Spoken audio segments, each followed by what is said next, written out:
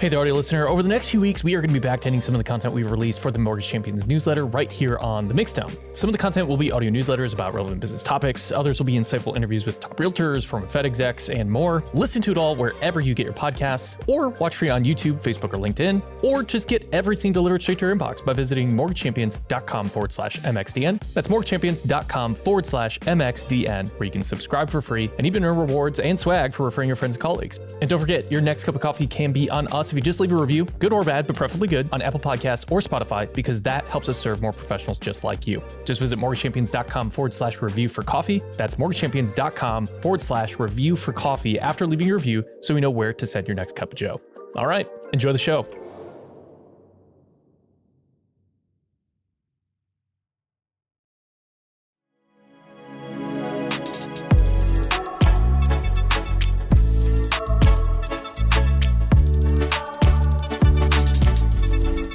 It's a new year, and while many of us have planned on becoming new versions of ourselves, the reality is that change doesn't happen overnight. It requires patience, persistence, and a surprising amount of planning, which is why today we are honored to have not only the creator of Extraordinary Life Planner, but a former mortgage professional, accomplished entrepreneur, and dear friend and beloved partner, David Bush, with us to explain how 6 simple commitments can change your life and help you achieve success, fulfillment, and an abiding sense of joy that we all seek in our lives, personally and professionally. So David, thank you so much for coming on to the Mixdown and investing in our audience.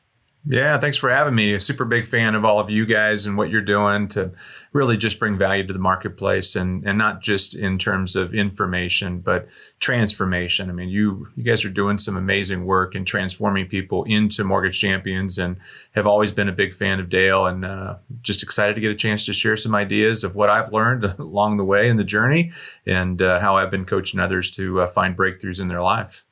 Well, the feeling is mutual. I know Dale's a big fan of you. Obviously, I am as well. The whole team here, we're incredibly honored to partner with you. We've partnered with your brother in the past as well. So the whole Bush family is just a good group of people, right? You bet. Awesome. Well, hey, so as a former mortgage professional, you understand the challenges that many of our listeners are facing in this market right now. Look, it can not only be incredibly stressful, but even demoralizing to be working through a difficult market like the one that we face today. Many listeners that we hear from, they're weary from the high volume markets that we saw in 2020 to 2021, and are now struggling to find that deep-seated motivation that they need in order to keep fighting through this slowdown. As you know, Dale leads a monthly session with all of our engaged clients, and in that, I've detected a recurring theme as of late throughout the last couple of months, and that can essentially be summed up in one of your commitments, commitment number 3. And that commitment reads, you have to agree to make hard choices, right? And so in today's conversation, I'd like to dig into how you're helping professionals and executives in the mortgage space make the hard choices that ultimately drive success, especially in difficult markets. But first, I want you to tell us how you came to do what it is that you do, and why you believe these 6 commitments are the key to unlocking whole life success for anyone who will stick to them. Yeah, you bet. Well, yeah, I think that just kind of giving a quick overview. So I got in the mortgage industry in 1997, got in, just was a previous radio salesperson, sold radio time, and actually called on a mortgage company, and the mortgage company was spending a lot in advertising. And so I became curious about what they did, and they recruited me over, and that was my first job. Didn't really have a big background in finance or in math, for that matter. I took one math class in college, but I was a good communicator, was persistent. I consider myself to be a quality sales by consultation type of model. That's the way I did my radio sales business. And so was excited to get into the mortgage industry. And so got in as an originator and had a lot of fun helping people to realize their dream of buying their home of their dreams, or their first home. And working with referral partners and really understanding that better. Became a big student of Dale and many other professionals out there, speakers, trainers, and just became a serious student of the game. And then got into management, as most people typically do when they start doing better, and then got into ownership and owned 17 mortgage offices in 3 different states, Iowa, Illinois, and Minnesota. And then I decided that I wanted to make a shift. I wanted to go out to California, and I ran out to California, started going out there and trying to become the big producer, had killer opportunities with the mortgage craze that happened back there in the early 2000s. And as I started doing that longer, I started to become less and less fulfilled with my mortgage business. And even though I was crushing it from a financial perspective, I wasn't necessarily feeling it in terms of living a life of fulfillment, living a life of significance. And And the mortgage business wasn't really the problem. It was really my thought process was the problem. And I didn't really have a strong plan to be both successful and significant. And so I just became more and more disconnected. Even though everything in your financial life was going well, I was getting to the point where I was feeling a little bit burned out. And so I started to kind of go through this process of the 6 commitments that I now have a book on. And it just really helped me. It helped me to kind of refocus on where I wanted to go, what I wanted to be, what I wanted to do, what I wanted to have. And so I started shifting. I started kind of repositioning my focus and how I did my mortgage business. And it became very fulfilling. And it really wasn't necessarily the business or the economy or the environment that changed, Jake. It was really I changed. I changed the way I looked at things. And I think that the phrase, I don't know who said the quote that, when we see things differently, things look differently, right? They begin to act differently. And when we change, things change. And so that was kind of the beginning of the process. And that was, almost 25 years ago that I made that shift and started experiencing, kind of that process and really kind of shifting towards more of a life of fulfillment, a life of significance, which really kind of came back to the topic of living an extraordinary life, which the word extraordinary is defined 2 different ways. The first way is going above and beyond what's usual, regular, and customary. And the second way is to live an exceptional life to a very marked extent. And so I think that the 2 go hand in hand. I think that if we are willing to go above and beyond what's usual, regular, and customary, and right now, never a better time to go above and beyond what's usual, regular, and customary for our own personal life as well as our professional life. I think that we can experience some pretty extraordinary results to a very marked extent.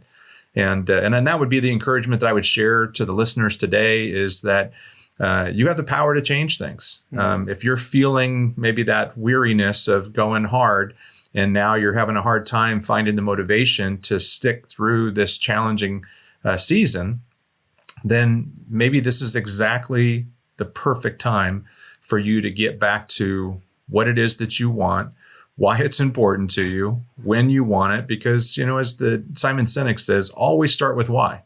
We have to go back to oftentimes re-clarifying what matters most to us so that we can begin to organize our life around it.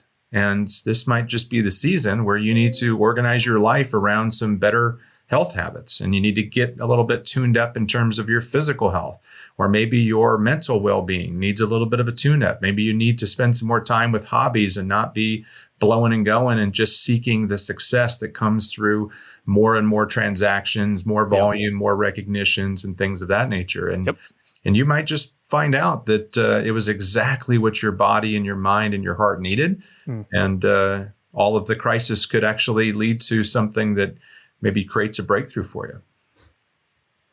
All great advice. Yeah. And very timely advice too. I think it's really important that your system, while it can certainly lead to a massive life change like the one that you personally experienced that kind of led you down this journey in the first place, the questions that you ask in your group coaching sessions, in your individual one-on-ones, through the planner that I was actually able to work through with a group late last year and some earlier this year, it can make you realize that without actually having to change a lot of the macro things in your life, your job, your key relationships, where you go to worship, or what your favorite sport is. I mean, all those sorts of things. It's just taking a more intentional approach to investing in each of those and finding out how do you balance that investment so that you're pursuing success and fulfillment holistically. And that can be totally reinvigorating in your current role and help you find that motivation that maybe you think you've lost because of the role itself. And maybe the role isn't the actual problem. Maybe it's just the way that like you said, the way that you look at it. When you look at things differently, then suddenly they actually appear differently. Can you speak a little bit more to that and how someone might be go about in this marketplace if they're feeling that weirdness that you mentioned? What are some actionable steps that they could take? And we can tie it to that commitment that we prefaced at the beginning, which is we have to begin to agree to make hard choices, right? Personally and professionally. What are some steps that they can take in order to start making the hard choices that are necessary to find that motivation, fulfillment, success that they're looking for, even in this difficult market? Yeah. Well, one of the books that I read a little over 2.5 decades ago was Who Moved My Cheese? And I think that concept of what that book talked about, which basically there's 2 different characters in that story. One character continues to go back to, it's a mouse particular character, goes back to where the cheese has always been. And every day he goes back there or she goes back there, they become more and more frustrated and they become more and more disappointed or discouraged that their cheese is not where it used to be. And then there's another one that basically laces up his tennis shoes and gets out looking for where the cheese is. And I think that's really kind of the analogy I'd like to use is, oftentimes agreeing to make hard choices doesn't mean that it's super complex or that it's super difficult. It just might be doing something that you don't necessarily feel is something you have to do, but you realize that doing what you're doing isn't working. And so embracing the hard choices of change and changing your habits, changing your thought patterns, having an abundance thinking rather than a scarcity mindset. Scarcity mindset says, that there's a bunch of doom and gloom happening in the mortgage industry. And that's not true. The truth is there's opportunity everywhere for the people that are willing to look for it. So just Absolutely. as an example, and you might have remembered some of the examples from some of the mortgage executives that were involved in that group that we did was, one particular one decided that they really had a passion around financial coaching and financial guidance. And so they started hosting some courses and some classes. Another one started doing a podcast. Another one actually looked into some different areas that he could be involved in while still being involved in the mortgage industry. There was a few other things that were hobbies and passions and interests that he decided to start dedicating a percentage of his time to those things. And there's a book out there called Well-Being that was written by Tom Rath. And he actually did a lot of studying. I think they surveyed over 1 million people around the world. And what he found is that the number one thing that impacted a person's overall well-being was not necessarily their physical habits. While that was a part of it, it wasn't necessarily their spiritual health or their spiritual well-being, and it wasn't necessarily the people that they spent the most time with. It was their vocational well-being. The thing that they go do 8, 10, 12 hours a day or whatever, that was the thing that if they didn't feel a sense of purpose or a sense of mission or a sense of involvement in a community of people, that oftentimes dictated all of the other areas of other well-being. So, finding something that you can do, with 5% of your time, we all have 168 hours in a week, Jake. So if we took 5% of our time and we spent, an hour a day, 8 hours a week, doing something that brought us more fulfillment, brought us more joy, brought us more happiness, that would basically kind of create a ripple effect into all the other areas of our life. And maybe it's not 5%. Maybe you start off with 1%. Can you spend an hour to 2 hours a week doing something that brings you fulfillment, excitement, kind of re-energizes you? And sometimes that can be as simple as exercise, right? I mean, we oftentimes got so busy when the refinance rush and all of the volume came in that we sacrificed our health to gain our wealth. Well, maybe that's one of the things that you can agree to do is stop telling yourself you don't have enough time to exercise and start being honest with yourself and saying it hasn't been a priority. Yeah, I want to prioritize it now because exercise actually releases chemicals in my body that makes me more productive, makes me more creative, makes me more highly energetic, makes me feel happier at the end of the day because I enjoy the fact that I've gotten exercise. And maybe that's the one thing that creates the shift to get you back into the game of performing at a high level. Yeah, absolutely. So you said a lot there that would be incredibly valuable to someone.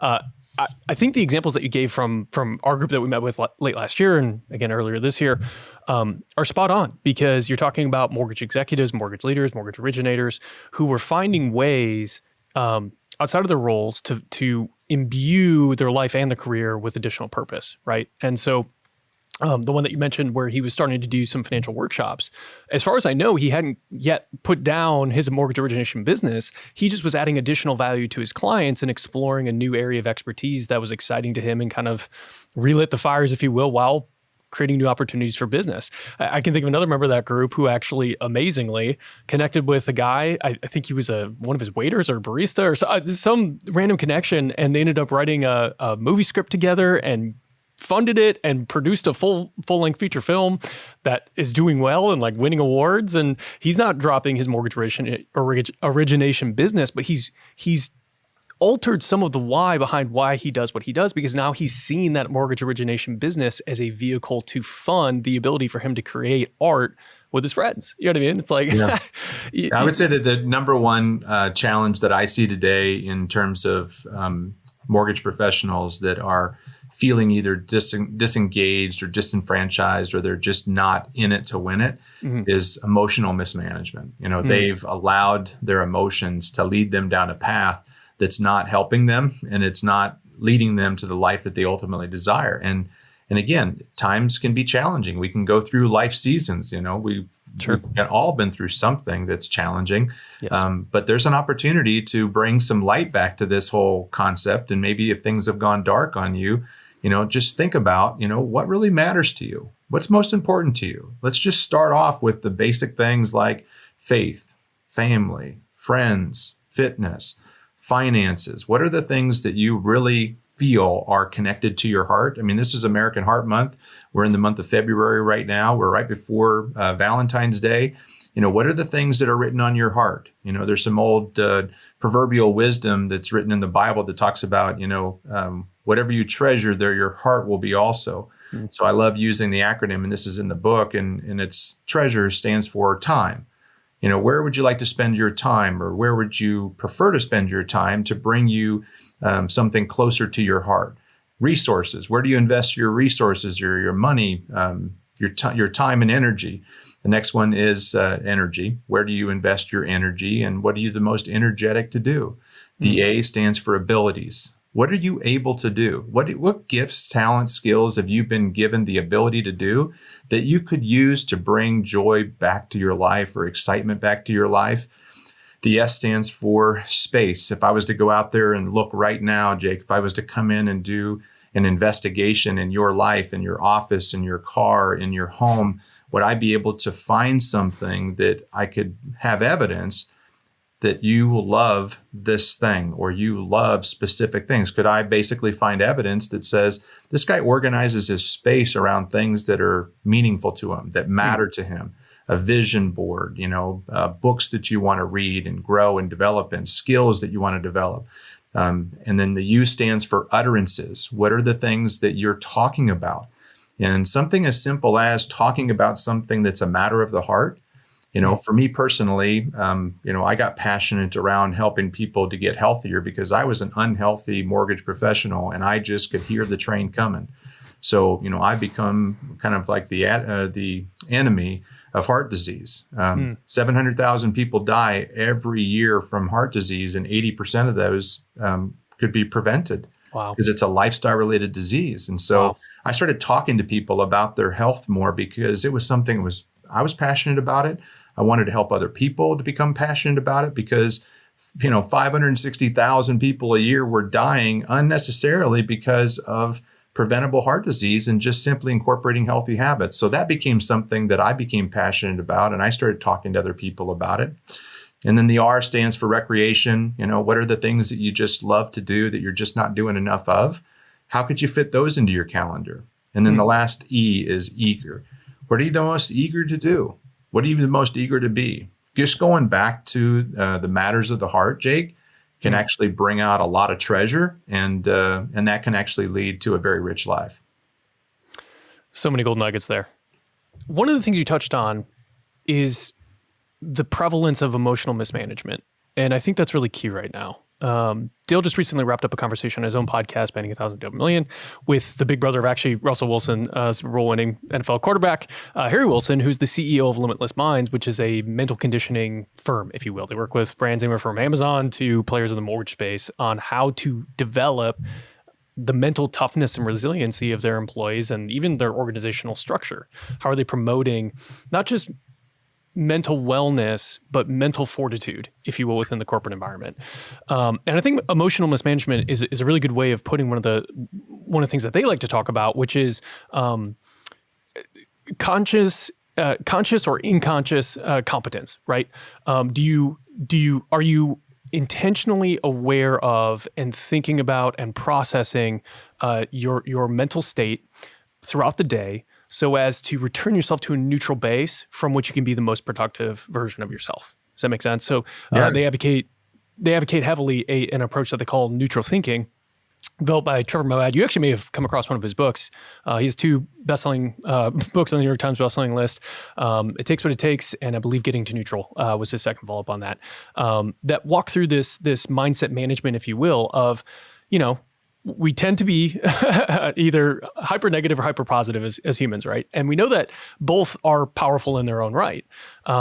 We know that negative thinking works all the time, right? It's powerful, you know what I mean? And it can even be a motivator and can drive productivity, but its sustenance is short-lived, right? And the same can be said for positivity, although positivity on the front end is actually harder to accomplish and sustain than even negative thinking is. And so they say, hey, try and be, neither overly negative or overly positive all the time. They have their moments, you know what I mean? But generally speaking, try to think neutrally. And so just approach reality the way that it actually is, right? And so you said it earlier, I think a great example of that, and it's probably part of the way that you teach emotional management in the planner and elsewhere, is even just looking at the mortgage market today. I mean, you were the first to say, yeah, it's a tough market, but you can either look at it as laced with challenges or laced with opportunities, right? And that's arguably a neutral approach. I don't think you should be, and I don't think you would advocate either, that you should falsify the news and say, everything's great. Rates are going to come down tomorrow. You know what I mean? Let's just start locking loads, That's not necessarily a wise approach. But it's also certainly not going to do you or your teammates any good in the long run to be constantly negative, constantly surfing the headlines, to look for the bad, you know what I mean? And to be putting yourself and everyone around you in a demeaned mental state to start the day or end the day. So what are some of the nitty gritty tactics, if you will, right? When guys are in the trenches, when they're waking up in the morning, what can people do to start their day to get ahead of managing their emotions throughout that day and throughout the week? Yeah. Great perspective. And I'll have to look into some more of that from Harry Wilson. That sounds good. I think you'd enjoy it. Yeah. Yeah. I think that, when it comes down to just looking at your day, we've oftentimes had this concept of designing your perfect day. And I would say that most of the people that are listening to this today could probably agree that if they don't have a plan for their day, the chances of them actually executing at a high level, not great.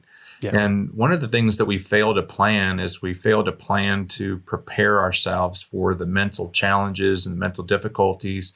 And we don't necessarily debrief some of those things. So, I like the concept of having kind of that morning ritual, that miracle morning type of a routine where you can kind of get focused on what's most important to you, right? Starting back with motivation, always start with why, and remind yourself of what it is that's your, big focus. What are the dreams, goals, and aspirations that you have?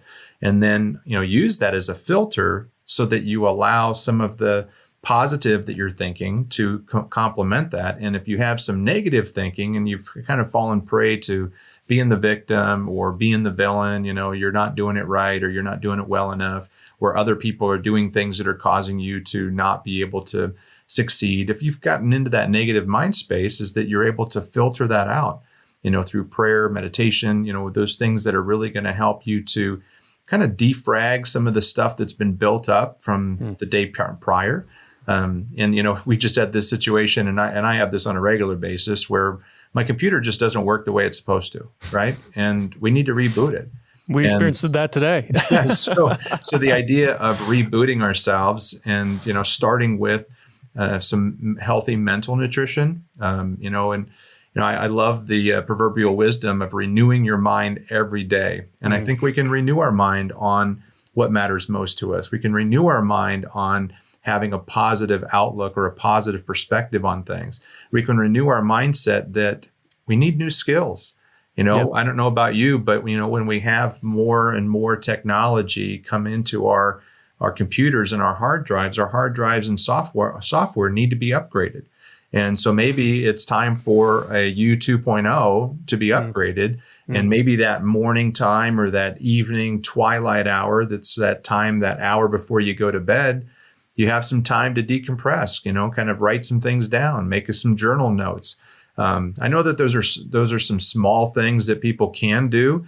And then there's also the professional things, working with a professional coach to kind of talk through some of the challenges and difficulties, or maybe even working with a counselor or a spiritual mentor that's going to walk you through some of the things that you're processing. Because, if you're not dealing with the problem behind the problem might not just be that you need more motivation. That may be one of the areas, but you may have some, cancer lurking inside your mind, and that needs to be removed for you to ever have a chance to heal. And if you don't remove that unhealthy thing that's going on inside your motivation, or that lack of clarity, and you're not dealing with those things, the chances of actually finding greater fulfillment and greater success and significance in your life is probably few and far between. Well, David, I have to ask before we go, as a top-level coach and as a veteran you originated loans back in the day, so you're a veteran of this industry. If you found yourself today back as a loan officer, how would your approach look different than others? Like, what would you do to structure your day and spend your time?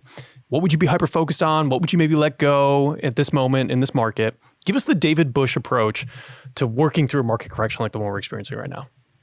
Yeah, that's a good point. Well, I think that first and foremost, I would get clear on what it is that I wanted to create. And, that's going to be different for each individual. But for me personally, I have changed over the years to have a different vision of what I want to create than what I had 25 years ago. But I would challenge everybody that's listening to this to get clear on what you want.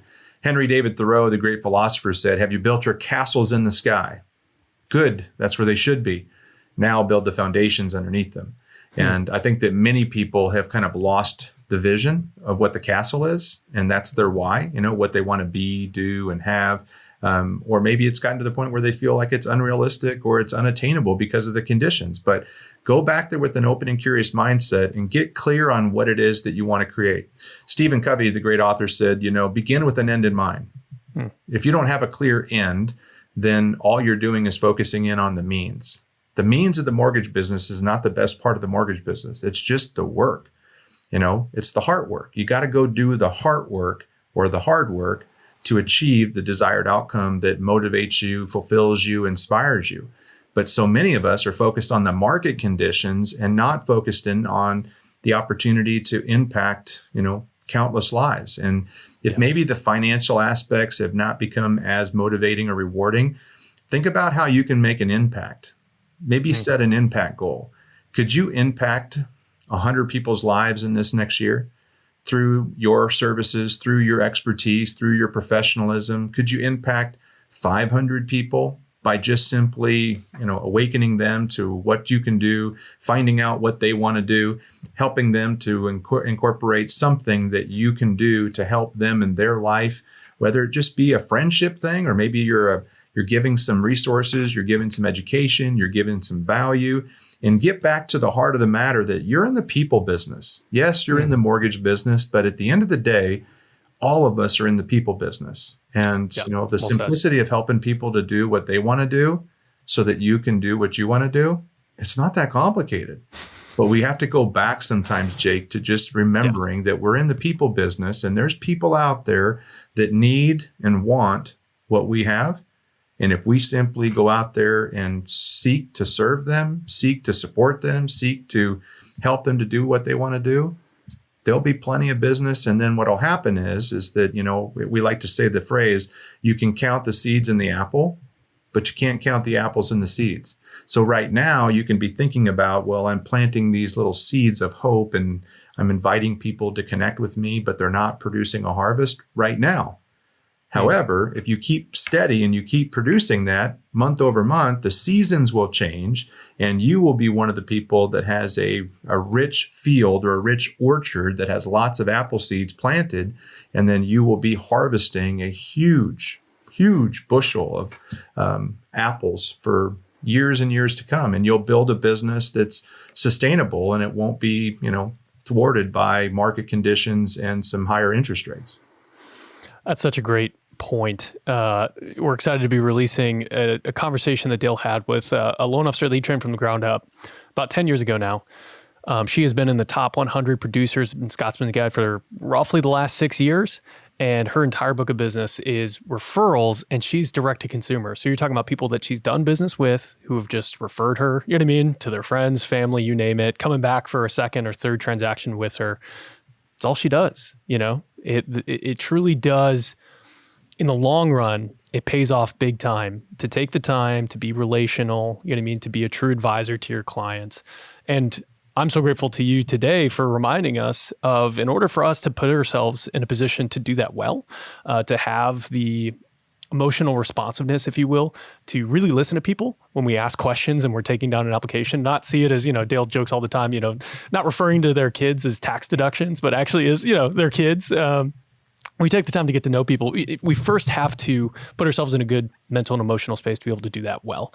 And so building that foundation, like you said, having you David Thoreau, you know, take some time, take an hour of your week. We've all got it, right? Out of 168 hours, we can take an hour out of our week in order to build that castle up in the sky. But then every morning and every day at the end of the day, you know, take just a little bit of time to start building the foundation up to that castle. And we're going to be well served for it in the long run. So great advice. Well, Dave, before you go, I have to ask, you know, obviously you've laid down a ton of wisdom today. You lay down a whole much more with your clients on an ongoing basis. So what are the best ways for someone to find you online, engage with you, your amazing content, buy the planner, potentially even start a coaching relationship with you today? Yeah. Best thing to do is just go visit us online and just go to theextraordinarylife.com. You can download a free copy of the planner. There's a free life planning workshop that we do that you can access, and we have a Facebook group you can join in on, and all of that's free. And if you want to buy the book, buy the planner, you can find it right there on the website. And would love to just be a great resource to all of you and to help you all to design and live an extraordinary life in 2023 and beyond. Love it. Again, David Bush is the creator of the Extraordinary Life Planner. He's a sought-after coach and a veteran of this industry. You can look him up again at theextraordinarylife.com, where you'll see front and center a personal endorsement from the one and only Kurt Warner, Pro Football Hall of Famer and former teammate of yours. That's right. Yep. Without me hiking him the ball, that kid would have been nothing. I like to tell that on live radio and live podcast all the time. You heard it here, Kurt. You can call in if you have something to say about that. David, thank you again for coming on to help us realign our lives with what's truly important and help us build those foundations for those castles in the sky. This has been your Mortgage Champions Mixdown. If you enjoyed the conversation, leave a 5-star rating or review in your podcasting app of choice. Mixdown is, of course, a production of Mortgage Champions, and the show is hosted, produced, and edited by me, Jake Vermillion. Music is by Envato Elements. Thanks for listening, and we'll catch you on the next episode.